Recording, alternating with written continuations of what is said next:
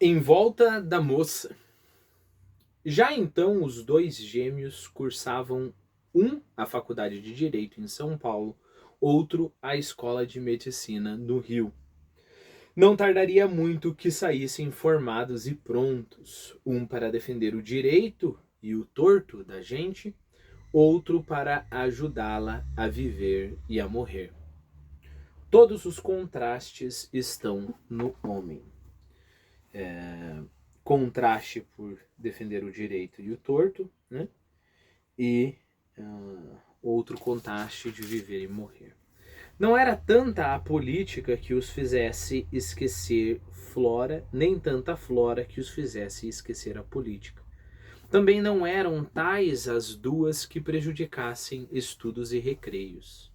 Estavam na idade em que tudo se combina sem quebra de essência de cada coisa. Lá que viessem a amar a pequena com igual força é o que se podia admitir, desde já, sem ser preciso que ela os atraísse de vontade. Ao contrário, Flora ria com ambos sem rejeitar nem aceitar especialmente nenhum. Pode ser até que nem percebesse nada. Paulo vivia mais tempo ausente. Quando tornava pelas férias, como que a achava mais cheia de graça. Era então que Pedro multiplicava suas finezas para se não deixar vencer do irmão que vinha pródigo delas. Lembre-se que pródigo é esbanjando, né? A parábola do filho pródigo é a parábola do filho esbanjador. Né? E Flora recebia-as todas com o mesmo rosto amigo. Note-se, e este ponto deve ser tirado à luz, note-se que os dois gêmeos continuavam a ser parecidos e eram cada vez mais esbeltos. Talvez perdessem estando juntos, porque a semelhança diminuía em cada um deles a afeição pessoal. Demais, Flora simulava às vezes confundi-los para rir com ambos. E dizia a Pedro, Doutor Paulo, e dizia a Paulo, Doutor Pedro. Em vão, eles mudavam da esquerda para a direita e da direita para a esquerda. Flora mudava os nomes também e os três acabavam rindo.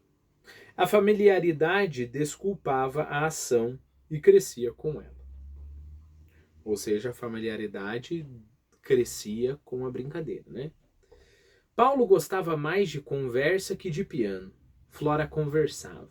Pedro ia mais com o piano que com a conversa. Flora tocava. Ou então fazia ambas as coisas e tocava falando, soltava a rédea aos dedos e à língua. Tais artes, postas ao serviço de tais graças, eram realmente de acender os gêmeos, e foi o que se sucedeu pouco a pouco. A mãe dela, cuido que percebeu alguma coisa, mas a princípio não lhe deu grande cuidado.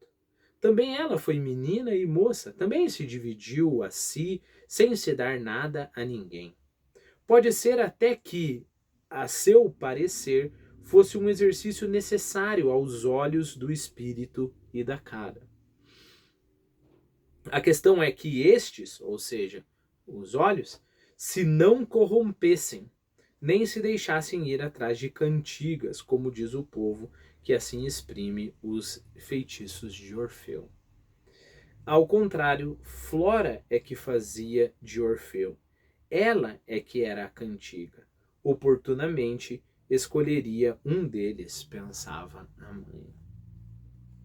Bom, não é à toa que tem um livro do Lima Barreto chamado Clara dos Anjos, né?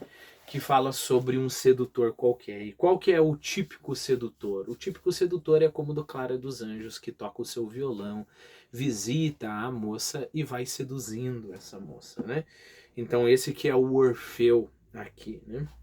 Mas perceba, aparentemente a Flora está seduzindo, não sendo seduzida. A intimidade tinha intervalos grandes, além das ausências obrigadas de Paulo. Apesar de não sair, Pedro não a buscava sempre, nem ela ia muita vez à casa da praia. Não se viam dias e dias. Que pensassem um no outro é possível, mas não possuo o menor documento disto. A verdade é que Pedro tinha os seus companheiros de escola, os namoros de rua e de aventura, os partidos de teatro, os passeios à Tijuca e outros arrabaldes. Ao demais, os dois gêmeos estavam ainda no ponto de falar dela nas cartas, louvá-la, descrevê-la, dizer mil coisas doces, sem ciúmes.